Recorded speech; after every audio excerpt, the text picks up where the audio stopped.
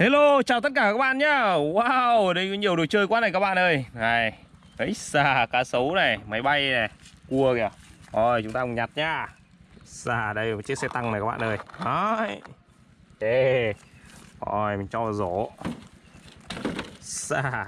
Đây là một em crane, cần cẩu các bạn ơi. Wow. Đây là một chú cá sấu nhá. Rồi, cho vào đây. Xà thì đây. Wow, một khẩu súng lục. Bùm chiu. Yeah. Wow. Bay máy bay liền. En chiu. Xà. Rồi. Rồi cho nó vào đây. Xà ở đây là một con cua này các bạn ơi. Đấy. Yeah. Mấy khẩu súng lục này. To bằng chiu. Xà đây mà em cá sấu nữa nha. Wow. Đấy, xe tăng này các bạn ơi. Cuối cùng là một chiếc máy cuốc. Let's go. Wow, chúng ta cùng rửa nó các bạn ơi. Rửa chiếc máy cuốc này đầu tiên nhá. Đấy xa.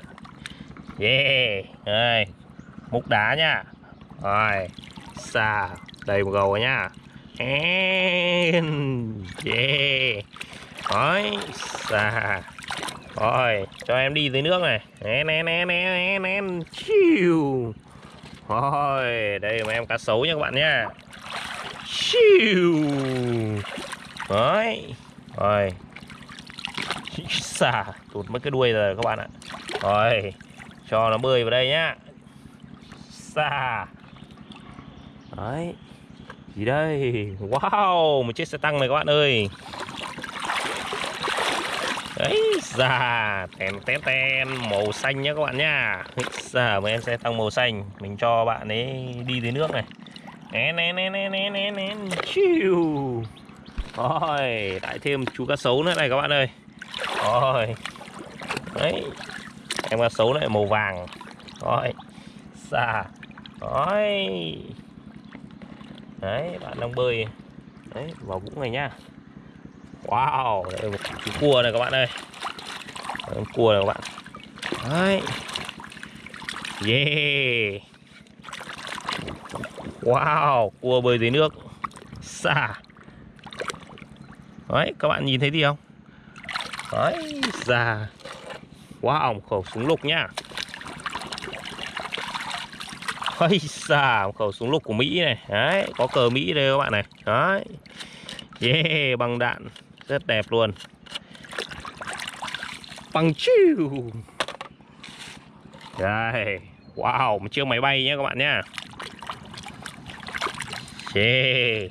Đấy, airplane. Nén. Chiu. Xà.